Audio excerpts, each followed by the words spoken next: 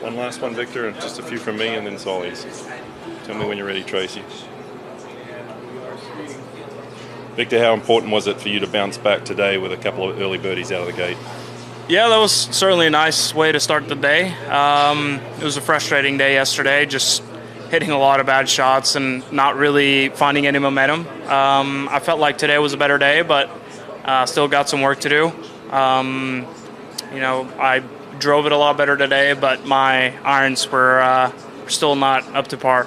So that was the key today to playing a little better, just driving it better?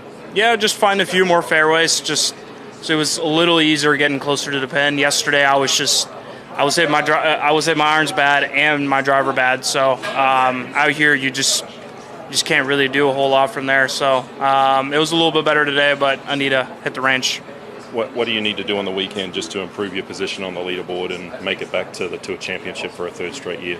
Yeah, I mean, just kind of simple but good golf. Hopefully I can just start hitting it good again, and I can give myself a lot of looks. I'll be playing 3-4 good holes in a row and then a couple bad swings, and then I feel like I'm out of it, and then it's just a little too inconsistent. As soon as I can kind of get it back into that rhythm and I start making some putts, you never know, I could climb a lot.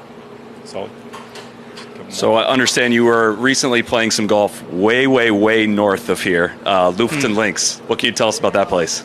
Yeah, it was amazing. I'd never been further north in Norway than Trondheim, which is about a 6-hour car ride from Oslo, where I'm from, and we drove 22 hours straight up north. It's amazing how they can build a golf course in such a remote area and still have the golf course be really good. I thought it was in great condition, and we didn't have the best of weather, but just to have a golf course there in the middle of nowhere, it's pretty special. What were your two scores for the rounds you played up there? So I still hadn't got my golf clubs from the Open, so I used my buddy's clubs, and the first day it was blowing 35, and the fairways are pretty narrow, so as soon as you miss the fairways, it's just a re-tee. So I think I shot 83, and then the next day we had some quiet, just perfect conditions, and I think it was a 63, so a little... Course record. We were there right after you is why I'm asking. Oh, really? Yeah. Okay, cool. We missed you by like 2 days, but how would you describe golf in Norway for somebody that's never been there?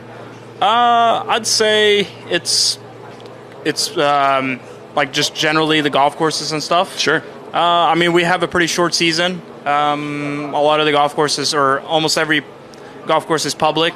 It's really easy to go out there and just hit a few balls or go out there and play 9 or 18 holes. It's very accessible, but I wouldn't say the golf courses are the best. We have beautiful nature, but a lot of the golf courses are really short and narrow, so there's a lot of irons off the tee and wedges into the greens, or you can hit driver over trees and try to go for the green. So it's interesting that way, but we don't have a whole lot of championship golf courses, but it's still fun to go out there and play. Cool. Thanks, man. Yep. Thank you, Victor. Yep. Appreciate it.